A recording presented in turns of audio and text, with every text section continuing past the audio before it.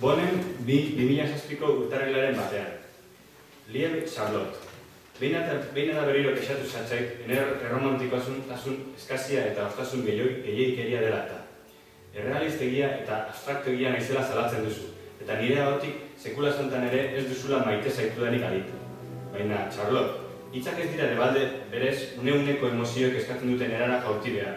Aitzitik, sentimenduak galbaetik iragazi behar dira, batik bat amodioaz ari garenean. Giza falazietan ito aurretik, adierazpen bakoitzak aurretikako hausnarketa sakona eskatzen du. Horregatik, zientifikoki eta empirikoki eratu dudan formularen arabera, baloratu ahal izan dut zuganako maitasuna. Hona hemen labur bildurik. Traktatu Samaturun edo maitasunaren balioa neurtzeko legea. Bat, xedea eta aplikazio esparrua. Lege honen xedea, bikoteen maitasunaren edo amodioaren balioa zehazteko arauak garatzea da. Formula hauek mendebaleko zibilizazioko lehen munduko lurralde esparruan dauden gizaki bikotekideen epe, ertain eta luzeko erlazioetan aplikatu ahalko dira. Maitasuna definitzea zaila egiten da. Norbanako bakoitzan era batera edo bestera azaltzen baita sentimentu natural hau. Halere, zentzu zabalean, esan genezakeen maitasuna elementu edo faktore ezberdinen konbinaketa matematikoa dela. Bi definizioak. Bikotekideen maitasuna edo amodioa.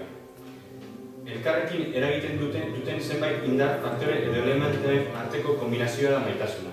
Nagusiki 3. Adiskidetasuna, sexu atrakzioa eta atrakzio fisikoa. Adiskidetasuna edo laguntasuna. Bi elementu dituzte. Batetik batera gustura sentitzea, eta bestetik bikotearekin elkarrizketa eta komunikazioa edukitzea. Alegia, forma eta edukin aldetik zintzotasunez espresatu ahal izatea bestearekin. Atrakzio sexuala edo sexapila. Bestea sexualki erakargarri sueltatzea. Bestearekin oheratu edo muskatu nahi izatea. Begietatik baino buruarekin bestea irudikatzea eta desiratzea. Pasioaren subjetibotasuna. Atrakzio fisikoa. Edertasuna begietatik sartzen denez, hau elementu objektiboa da. Gizarki batzuk besteak baino ederrago jaio izaten dira. Eta horrek lehenengo haren fisikoaz eta gero berokoetan maite mintzen laguntzen du. Beraz, maitasunaren balioa, berdin, lege honen ondorietarako maitasun balioetzat hartuko da faktoren balioez osatzen den zenbakirik probableena. 100 puntura neurtuko dena eta maitasun existitzeko beti 50 puntu behar dira. Formula simplea, maitasunaren balio oinarria zehazteko prozedura. Formula aurreratua, maitasunaren likidazio edo balio eragingarria zehazteko prozedura. Aitzinatasunaren, adinaren eta egoera partikular zuzentzaileen arabera zuzentzen dena. 3. Maitasunaren oinarri balioa ateratzeko formula simplea. Maitasunaren balioaren formula orokorra edo simplea litzateke X, hau da, adiskidetasuna, gehi, hau da, atrakzio sexuala, gehi Z, atrakzio fisikoa. X, Y eta Z faktore bakoitzak puntuaketa bat izango du, eta gonengo puntuaketa beti 100 izango da. Maitasuna egoteko 50 puntutara iritsi behar da. X edo adiskidetasunari 40 punto emango diogu elementu nagusia baita erlazio hauetan. Y edo atrakzio sexualari 35 puntu. Eta azkenik Z edo atrakzio fisikoari 25 puntu. Hortaz, puntuazio gorena lortzeko 40 gehiago 35 berdin 100. Baina nola puntuatu faktore bakoitza? Aitortu behar da hemen ikuspuntu subjektiboa agertzen dela. Dena ezin baita matematikoki ezarri. Baina hona hemen kasu bakoitzan faktorea lortzeko edo puntuaketa emateko laguntza da. Gau ez dut irakurreko. Are, eta gehiago simplifikatu daiteke teoria. Horrela, 3 faktoreak ematen badira, maitasunaren gradu altuna lortzen da. Adiskidetasuna eta sexua badago, gradu altuan mugituko gara. Adiskidetasuna eta atrakzio fisikoa ere nahikoak dira maitasuna egoteko.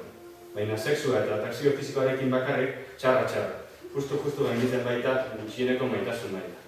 Zer esanik dago, hortik behera amodioa esporadikoa dela eta maitasuna baino beste eremu batean erortzen direla erlazioak. Sexu hutsa, liburuak, elkarrizketa kide interesgarriak. Lau, maitasunaren balio eragingarria ateratzeko formula aurreratua. Bizitza ez da insimplea, fase egoera eta zirkunstantzia ezberdinak jartzen baitira. Horregatik, prozedura borobiltzeko 3 arlo izan baritu kontutan formula simplean aktualizazio elementu bezala eragiten duten. A. Erlazioaren aitzinetasuna. B. Bikotekideen adina. C. Egoera berezien kenkaria. Horrela, formula aurreratua onako litzateke. Hau da, formula aurreratua edo balio maitasunaren balioaren garrika. Azkena berdin, x gehi z, bider A, bider B, en C. Erlazioaren entzinatasuna. Harremanaren adinaren koefiziente zuentzailea antzat hartu behar da. Urtekin maitasunaren lilura galdu eta logikoagoa bilakatzen da. Sexu greenak indarra galtzen du, ordea, eskanaka barneko sentimenduak heldu eta ongortu egiten dira. Hau dira faktore zuzentzailea. 0,2 urteko arteko erlazioa, bat, oroa. 2 urteko erlazioa, 0,8. 4 arteko urteko erlazioa, 0,8. 8 arteko urteko erlazioa, 0,8. Eta 12 urtetik aurrera, 0,9. B. Bikotekideen adina.